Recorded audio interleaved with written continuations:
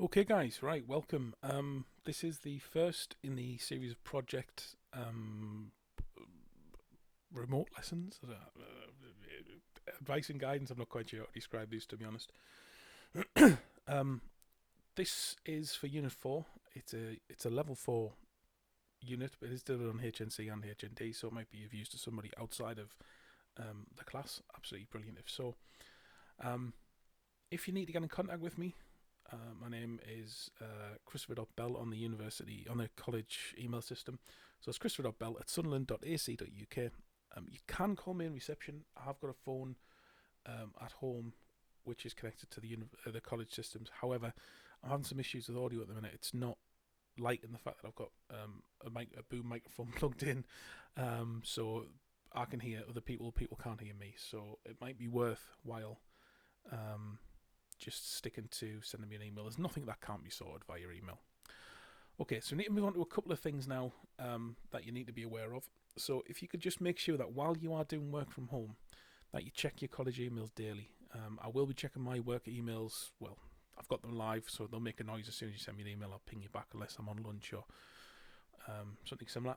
Um, would you mind emailing lecturers directly if you need any specialist help from, say, Dave Meek with CAD or Jeff Massey with anything that he does? You know, the other project things, um, the lesson that he gets you guys for in the morning. Could you just make sure that you're emailing those lecturers directly and not trying to come through me, because it just gets a bit clogged up. Could you also try and make sure as well that you're using standard formats for files? So make sure that you're using Microsoft Office, PDFs, etc. when you're sending stuff to lecturers.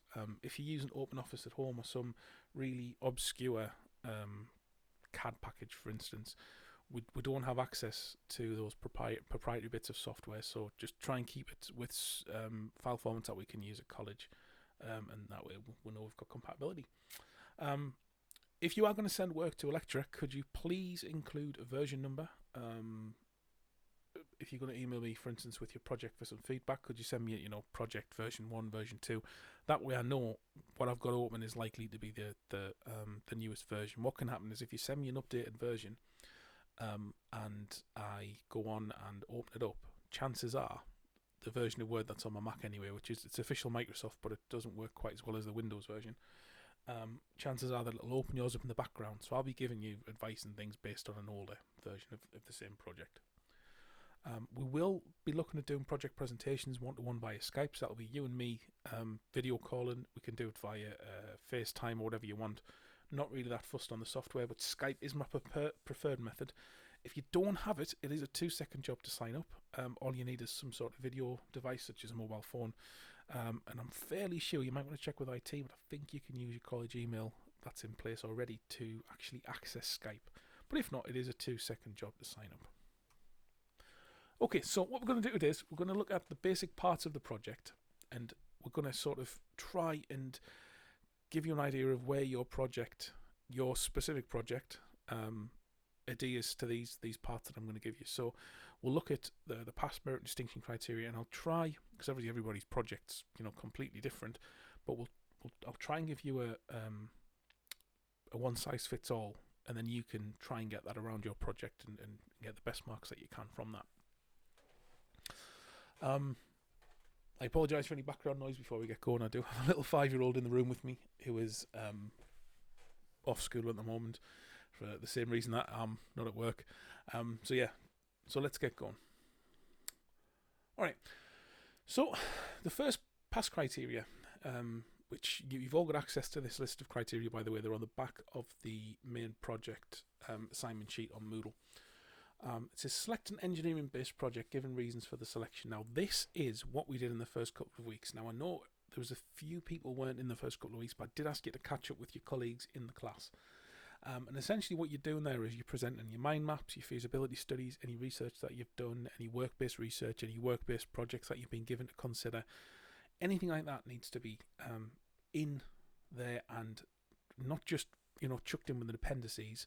It needs to be fully explained. Any decisions that you've made, anything that you've done, why you've done it, why you possibly haven't done other things. You're going to hear this a lot from me today, why you've done this and why you haven't done other things. But just make sure that you have got some good groundwork in there explaining exactly what you've done. The pass criteria 2. It says conduct project activities recording progress against the original project plan. Now this is your diaries, your milestone, your Gantt charts. Again, not just having them in there. That is a past task to have them in there. But the full explanation of them, and if anything goes wrong, how you deal with that. If you give me a Gantt chart at the beginning of the year, which has all of your dates and your things on, at the end of the year you give me the same Gantt chart in your actual project, nothing's changed, I won't believe you. Right? There's nobody in the world would believe that every single project goes to plan. So yeah, make sure that you've got all of your information, things that possibly haven't worked out, any timings. This, for instance, this working from home should be mentioned on there. We're obviously pushing deadlines back and things, so you've got to mention that on there somehow. Your diary as well. Your diary should include what you did last session, what you planned on doing today, and then finally what you actually did get done. So it's a live document that is opened up when you start a bit of project work, and then is finalised when you finish that bit of project work. Now that doesn't just apply to your lessons.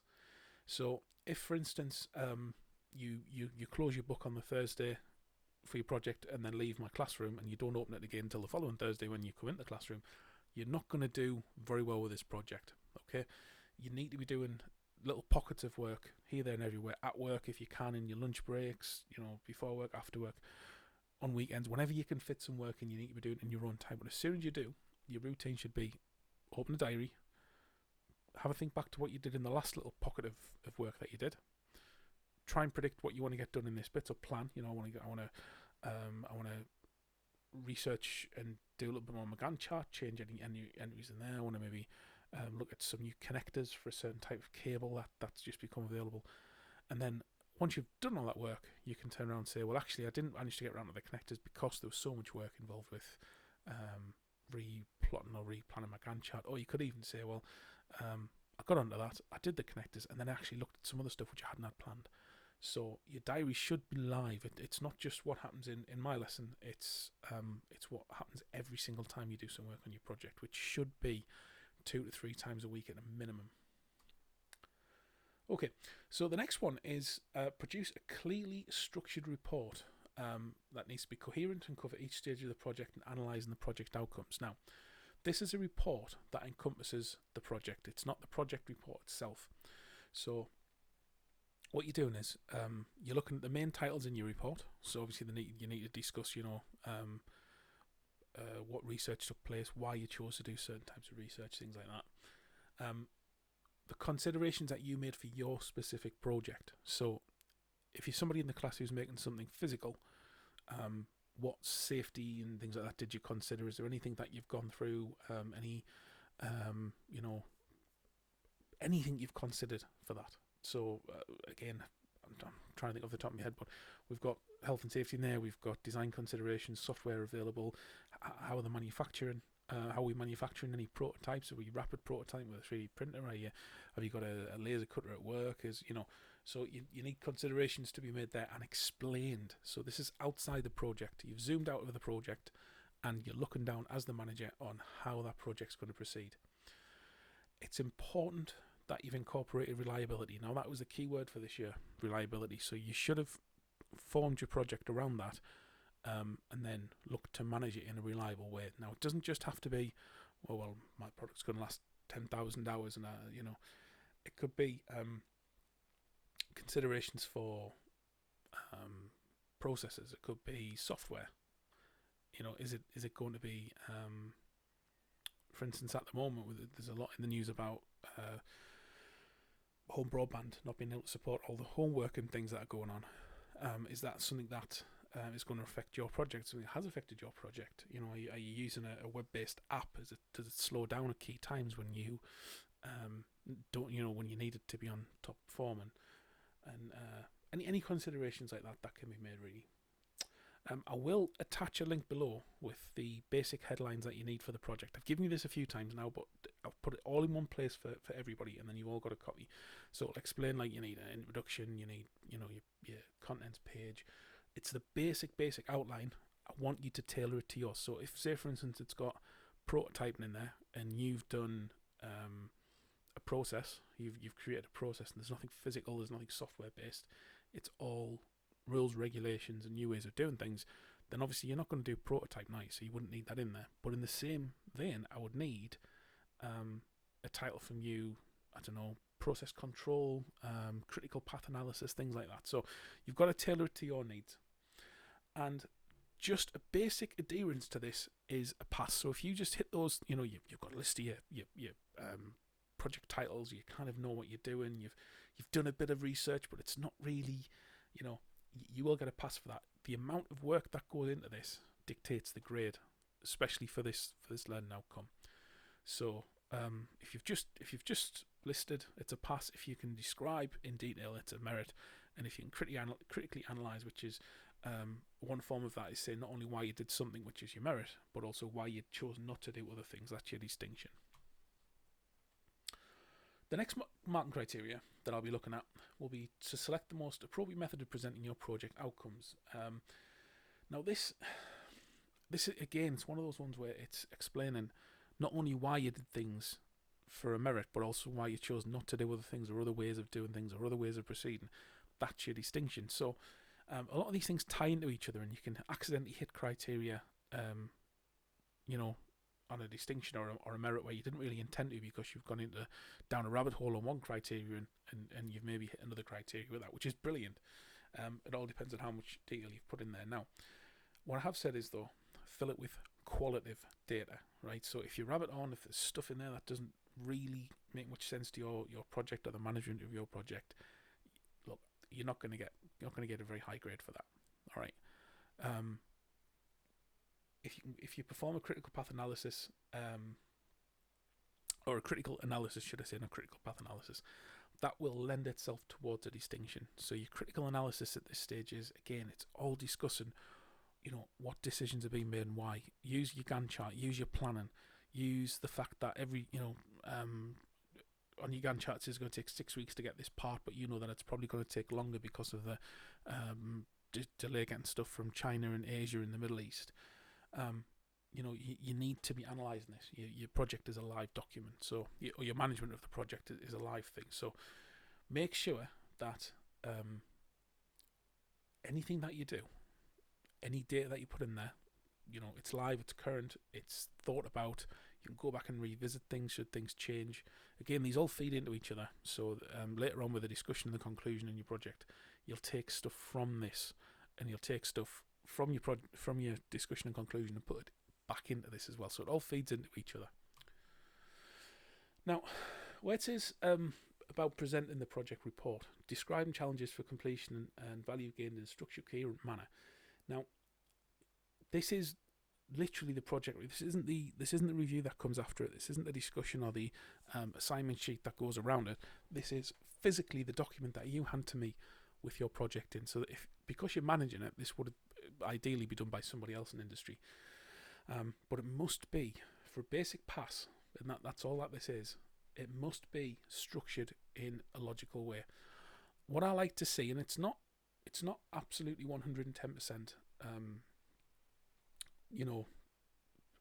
correct, but what I prefer to see is every time you've got a new title or a new heading on a page, set that as a new page. So even if you've got a heading and then 2 lines of text underneath in a picture, and then like 2/3 of the page not even used, your next heading that comes under that, set that onto a new page. There's no such thing as wasting paper. We're working digitally. It's absolutely fine. I just think it looks a lot better. It needs to be paginated, which means that you need page numbers on there. Please pay attention to this if you're bringing your project together at the very last moment from different documents. If you're doing page numbers by hand, make sure that they make sense. If you're bringing your document together, make sure that you've got the document in one before you click for the page numbers. Otherwise, you'll get pages 5 to 6, then 1 to 4, and stuff like that. It can really mess it up. So just pay close attention and make sure that you proofread all of your page numbers before you hand this in. I'm laughing because I've seen this every single year. Somebody's page numbers are in the wrong direction, and for a HNC or a HND qualification, that just can't happen, right? So make sure they're the right way around. Make sure that you've got a table of contents in there. You don't need paragraphs of explanation on what's on each page. just the basic titles, which why it makes it much easier if each new title's on a new page, because then it's easier to do your page numbers at the end as well, and make sure that they're accurate. This should be the last thing that you do. So before you get your project bound and submitted or emailed, in this case it might be a case of it being emailed over to me. Sorry, that's my little boy laughing in the background there. Make sure sorry, make sure that you've proofread the page numbers and then created your table of contents, right? Because you need to make sure that all the page numbers are in the right order before you make the table of contents. Then make sure that your table of contents is accurate. You don't need to put table of contents on the table of contents either. What I would say to do is, after the table of contents, have that as your page one. So you have your front page, any acknowledgements that you've got, any considerations that were made, then your table of contents, and then the next page after that, your introduction, should start on page one. That way you don't have to put your table of contents on the table of contents, like a table of contents inception. Yeah. Make sure that there's figure numbers on for images and that you've referenced correctly. So if you guys have got images that you've taken from work, I know there's one student in the class who has used quite a lot of photographs from the company that she works in. Absolutely brilliant, right? I'd rather see that than see photographs taken from Google or taken out of books. But you do need to reference yourself in that, and there's a special way of doing that. I will try and put a link below, but at the very least, if you don't know how to reference yourself, you could at least put a figure number on, which then relates to a larger version of that picture in the appendix. So if you've put, I don't know, a 100mm by 100mm photograph in your thing, then what will happen is you will get you'll get somebody who'll say they can't see the picture. So make sure that's a full-size version of that in the appendix, A4 in the back, ready to go. Figure numbers for images. Another little pet hate of mine is, if you're using, say for instance, photographs, that should be image 1, 2, 3, 4, 1.1, 1.2, whatever you want. If you've got graphs in there, that should be graph 1.1, 1.2, or if you've got tables, table 1.2, etc. So each type of image, or each type of graphic, should I say, should have its own description. If you've got 6 or 7 different graphs in there, obviously they're all going to be graph, but then you'll notate that by the 1 or the 2 or the 3 or whatever afterwards. But if you've got a graph labelled as image 1, I don't know, it just doesn't feel right to me. But again, that is totally up to you. I'm just telling you what my personal preference is. References and a reference list. Now, we've gone through referencing over and over and over again. There is several guides online to do this. We've got our own guide through Moodle. You can also get the Northumbria University Quick Guide to Harvard Referencing, which is the same method that we use, which is free. You can just Google that, Northumbria University Quick Guide to Harvard Referencing, and you can get their document, which I think is really comprehensive as well. There's another document you can get a free copy on PDF called Cite Them Right, and that is completely free, and again shows you it's where most of our documents come from. You can buy a physical copy for, I think it's £9 from the library, but you can get a free copy online, and it's legal. There's no copyright infringement there. You just download it from their website. It's brilliant. Make sure that your reference list as well is in alphabetical order. Pardon me. Rather than order that they were used in. So, if the first one that you've used is Zion from X-Ray Land or whatever, even though it's the first reference that you've used, that should come pretty close to the end, because the name of the author it's got a letter further on in the alphabet. Bibliography is any text that you've used or that you would find useful that the reader also read. So if you've referenced a few textbooks like John Bird and things like that, if you've referenced any electrical or mechanical textbooks, brilliant, you've referenced them, they're in the reference. But is there anything that you've read which you didn't necessarily use in the main body of your project but you think would be useful? So for instance, I always pop in Bill Bryson's Short History of Nearly Everything in quite a lot of mics. I think whatever project you're doing, reading that book alongside it helps you a lot, especially with the science and engineering context stuff. Your appendix in the back should just be a group of documents, pictures, photographs, anything that either didn't fit into the main flow of things that you've referred to in the main body. Refer to appendix 1 and appendix 2. But also as well, if you've used any images, I think I've just said this already once, but if you've used any images in there, make sure that you put a full-sized view of that image in the appendix as well, just because you will get that one IV that says that he can't see what the picture is meant to show. It could be half the size of the page, and they'll still say it.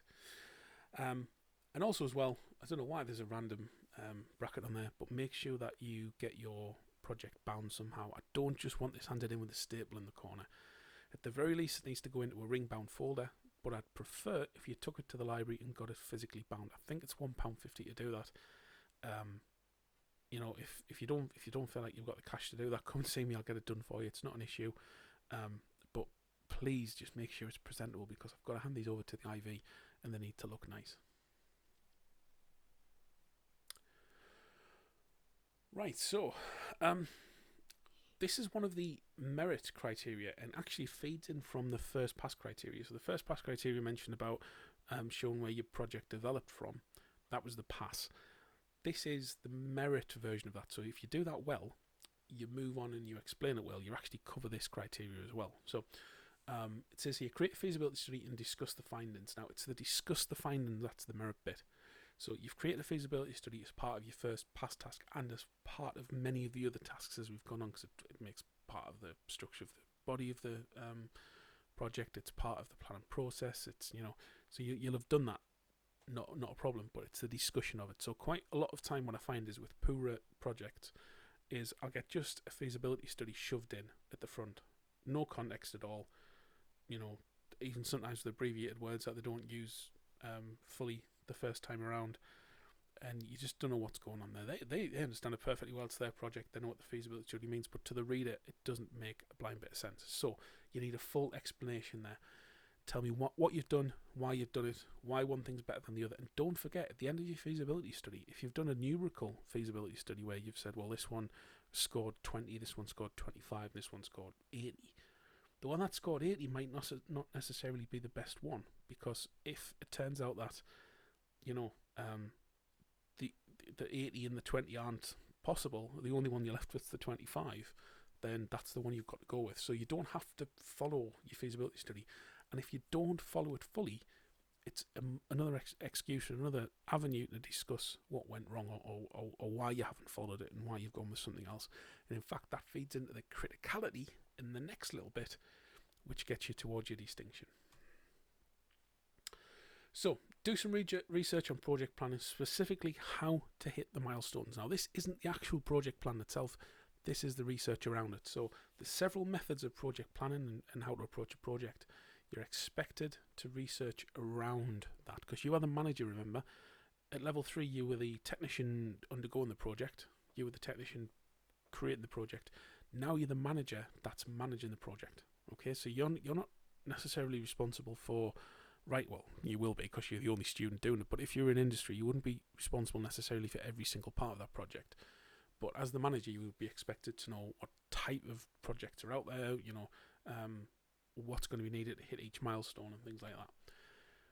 Discuss it briefly, embed it everywhere, right? So even from your introduction to your discussion to your conclusion, there needs to be some form of reference back to your planning, why you've done things, how you've done things, why you haven't done other things, and how you've planned to hit milestones, what happens when you haven't hit milestones, what planning have you made in order to cover yourself if you haven't managed to hit milestones.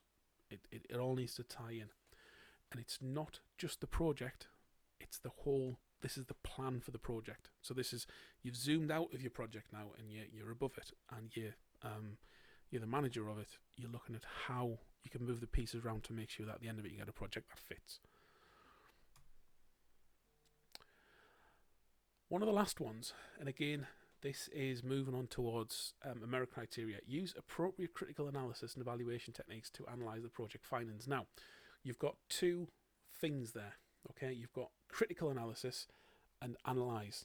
Now, analyse and critical analysis lend themselves towards distinction criteria. So we know that we need qualitative data here. We need qualitative explanations. So don't just say why you chose to do things. I'm going to repeat myself here. I do apologise. Don't just say why you chose to do things, but also what you chose not to do and why you also chose not to do it. Okay? So I've given an example here. I could have used a metal fire guard. I've chose to use a metal fire guard. That will be a merit. The distinction comes from saying, well, actually, I was going to use plastic ones and wooden ones, but the plastic ones keep melting and the wooden ones keep catching fire. So you've not only said what you're doing and what's good about it, you've also said why you've chosen not to do something else and what the problems were encountered there. Depending on the level of analysis here, depends on your merit and distinction. It's as easy as that. Really, every decision that you make as you go down, if you haven't discussed what you could have done as well as what you have done, then you're just hitting the merit criteria there. So to do the distinction, it's the critical analysis and the analysis in general. It says here, evaluate the success of the project and make justified improvements in future projects around identified challenges while analysing your own behaviour and performance during the project. Now, this is your discussion and your conclusion, right? Now, again, there's another key word here, evaluate, right? Evaluate. Now, that tends to be a merit and distinction criteria. So what that means is that you have to say, you have to reflect back on what went well in this project and what didn't. But most importantly, what didn't go well, why didn't it go well, and what would you do if you had your time again? Right. So say, for instance, you've left all of your work till the end of the year. Now, I know I haven't got a student in my class that would do that. Right. You're all perfect. But say you've left all of your work and you haven't really done any work in the class. And then all of a sudden this COVID-19 hits and you haven't got any more classes left for information. And you've got to rely on these podcasts. What you're going to do is you're going to say in your project, well, I didn't manage to hit my milestones because I didn't do as much work in the class. I didn't ask the questions I needed to ask of Chris when I had the opportunity, or the other members of the class that I was in. Because remember, you're not just taking information from me, you're taking information from everybody in the class, and you guys have got a lot more industrial experience than I've got. And you'd say, well, next time around, what I would do is I would plan earlier in the year to get all of the project set up out the way. Have a couple of meetings with Chris, maybe have a chat with another person who's doing project supervision or quality in the class earlier on in the year to make sure that I've got that information. So if anything does go wrong further in the year, I'm covered with that. Now, again, the distinction is explaining what you would do differently next time and why. Right, so not just what you would do, but why you would do it. That's again the distinction stuff that's coming out there. And it's all about the planning, but as well the actual execution of the project. So your discussion should talk about what went into the planning, what happened during you executing the plan, and what you did if anything went wrong, which hopefully some things have gone wrong, so you can talk about it. What you've done about it since then, what you've had to move around, what chess pieces have had to move for you to win the game, that sort of thing. So it is what it is. The amount of work you put in reflects the grade you get for that one. Now, you need to factor in legislation and regulation into every major decision that you do. This is a pass criteria. In fact, it was one that I mentioned, I think it was the second or third slide through. But you need to make sure that this is being considered at every single step. There is an opportunity to go back and retcon this. You can go back and say, well, actually, I would, I've used this bit of regulation here and this bit of legislation there, but if you were to, it's a little bit like building a house and then applying for planning permission, because if you do something and then realise that you're not allowed to do it, well, your house has got to come down, yeah? So what I would say is everything that you do, as you do it, make sure that you've got legislation regulations on your side. So if you're importing car batteries from China, for instance, what does the law say about importing the lead plates? Are we allowed to import lead into this country? Is that allowed? So an example I've given here is for some applications, such as the pinhole through board PCB population techniques, that might mean something to some of you, might not mean anything to others. But leaded wave soldering is far better for this application. However, I couldn't then import into the UK due to the lead content, or I couldn't then export it to 72 other countries to sell it because of this piece of legislation shown below. and it's the, do you know is it the ROHS stuff that you get on plumbing materials that's certified to be lead free and things. So a lot of countries won't take materials unless they're certified by to be ROS compliant and stuff like that. So you need to make sure that you're making every consideration possible as you go through, and that is firmly a distinction thing. Okay, so the fact that you do it in the first place is a pass criteria. The fact that you do it effectively is a distinction criteria. And to be perfectly honest with you, it's one of the easiest ones to hit, because you can Google these things, you can get the information up from, people have fallen over themselves to give you health and safety and regulation and legislations to keep you and your company safe and profitable. They're falling over themselves to give you this information. It's up to you to take the time to read it and put it into your project. So really, it's an easy one to hit. Critically evaluate your own behaviours while working on the project.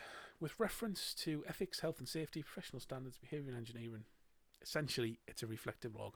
So that forms part of your diary. So do you know when we're saying at the end of each diary entry what you actually managed to get done and why? So you start off saying, well, this is what I'm going to do. This is what I did last time. This is what I'm going to do today. And then the bit at the end where you say, well, actually, this is what I managed to get done. It's talking about that. So in there, you should have things like risk assessments, physical printed risk assessments, an explanation of the risk assessments, why certain risks couldn't be removed, for instance, why they just had to be managed. And remember, you are the manager of this project, right? You are the one doing the work. So if you send 10 people out to weld, I don't know, a big metal tank, and you don't give them the correct eye protection, and they all end up with sunburn on the back of their eyes, that's your fault as the project manager. You should have planned in suitable PPE at certain points. Good example of this is we at a previous place I worked, we got a large laser cutter, and one of the members of staff kept using oh goodness, I can't remember what it's called now. It's a compressed material with sort of glues and things. I can't remember what the name of it is now. But he was cutting it in the laser cutter. You're not really supposed to do that because it gives off carcinogenic vapours. And he'd opened and closed the laser thing over the span of 2 days, and he'd given himself sunburn on his skin. The actual chemicals had burnt his skin, and it's like I say, it's carcinogenic, so I wouldn't really want that on my skin. So that project of that laser cutter wasn't managed very well in the initial days, and somebody really could have, if that information had obviously made its way to the HSE, that company could have gone into a lot of trouble. So remember, guys, this is very important stuff. It's not just for your final grade, which obviously we're working towards, but also it's to keep you safe in your future career. Right, and that is the end of this session. Now, what I would say is, if you've got any questions, or if there's anything that's not very clear from this, hopefully the microphones come through nice and clear. I've just dug out the old podcast microphone. If there's any issues at all, guys, if there's something you don't understand or whatever, just send me an email, right? Use phone as a last resort, because like I say, I'm not sure it's even working on this computer. And if you've got any comments or any queries, just drop them as an email to myself. You can put a comment below, but I'm not really checking the comments at the moment. Yeah, and I would also as well, if you can subscribe to this channel, simply because I'm going to post more and more stuff, and I'll put the unit number in the title, so you'll know if it helps you or not.